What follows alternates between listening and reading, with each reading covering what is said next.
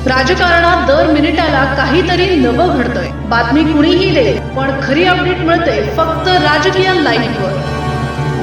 कोल्हापूरच्या राजकारणात सध्या सत्तेच्या खुर्चीभोवती फिरणाऱ्या घडामोडींनी वातावरण तापलंय। जिल्हा परिषदेच्या अध्यक्षपदाची निवड अजून काही दिवसांवर असली तरी त्या खुर्चीभोवतीचं राजकीय डावपेच आता कोल्हापूरच्या पलीकडे जाऊन थेट मुंबईपर्यंत पोहोचले। सत्ता स्थापनेच्या या खेळात प्रत्येक पक्ष आपला डाव साधण्यासाठी शहकाटशहाची चाल खेळतोय। यामुळे जिल्हा परिषद अध्यक्षपदाचा पहिला मान नेमका कोणाला मिळणार हा प्रश्न अजूनही अनुत्तरित आहे। जिल्हा परिषद निवडणुकीत सर्वाधिक सदस्य निवडून आणणाऱ्या राष्ट्रवादी काँग्रेस अजित पवार गट पक्षाचे नेते व वैद्यकीय शिक्षण मंत्री हसन मुश्रीफ यांनी अध्यक्षपदावर आपलाच हक्क असल्याचा ठाम दावा केला। जिल्हा परिषदेत सर्वाधिक सदस्य आमचे, त्यामुळे अध्यक्षपदही आमचंच अशी ठाम भूमिका त्यांनी घेतली।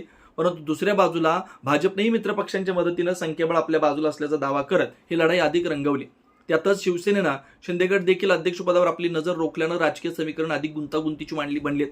या सत्ता संघर्षाला आणखी एक नवं वळण देणारं नाव म्हणजे शिरोळचे आमदार राजेंद्र पाटील यड्रावकर। निवडणुकीदरम्यान मंत्री मुश्रीफ यांनी यड्रावकर यांच्या गटाचा प्रचार केल्यानं त्यांच्या 4 सदस्यांचा पाठिंबा आपल्याला मिळेल असा विश्वास त्यांनी व्यक्त केला होता। मात्र यड्रावकर यांनी आपण महायुतीसोबत आहोत एवढंच सांगत कोणत्याही एका पक्षाला स्पष्ट पाठिंबा जाहीर केला नाही। त्यांच्या या संयत आणि गूढ भूमिकेमुळे मुश्रीफ यांची गणित विस्कटण्याची चिन्ह दिसू लागली।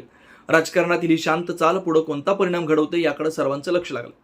दरम्यान भाजपने आपला डाव अधिक मजबूत करण्यासाठी जनसुराज्य शक्ती पक्षाचे आमदार विनय कोरे यांना आपल्या बाजूला घेतलंय।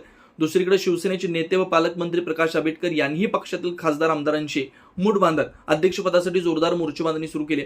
परिणामी महायुतीतच 3 पक्ष भाजप, शिवसेना आणि राष्ट्रवादी एकाच वेळी अध्यक्षपदासाठी सक्रिय असल्यानं राजकीय रंगत आणखी वाढली। स्थानिक पातळीवर अनेक बैठका झाल्या, चर्चा रंगल्या, पण त्यातून सर्वमान्य असा तोडगा निघू शकला नाही।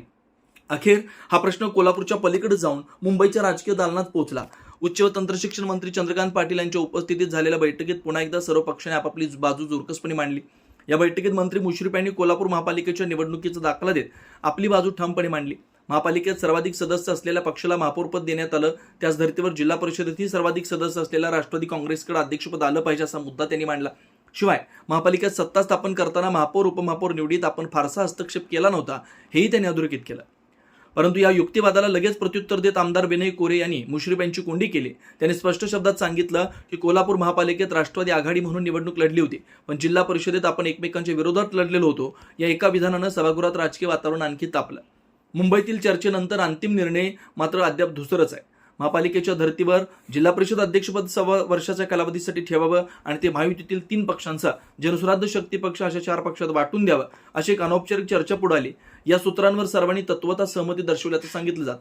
मात्र अंतिम निर्णयाचा धागा अजूनही राज्याच्या शीर्ष नेतृत्वाच्या हातात आहे।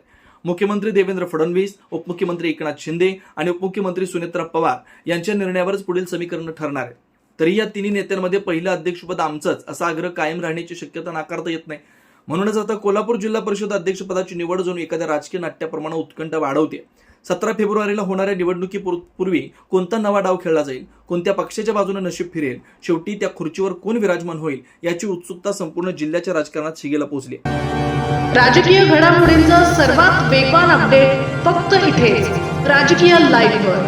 आमच्या YouTube चॅनलला लाईक, शेअर, सबस्क्राईब करा आणि रहा राजकारणाच्या रणभूमीवरील थेट नजरेत।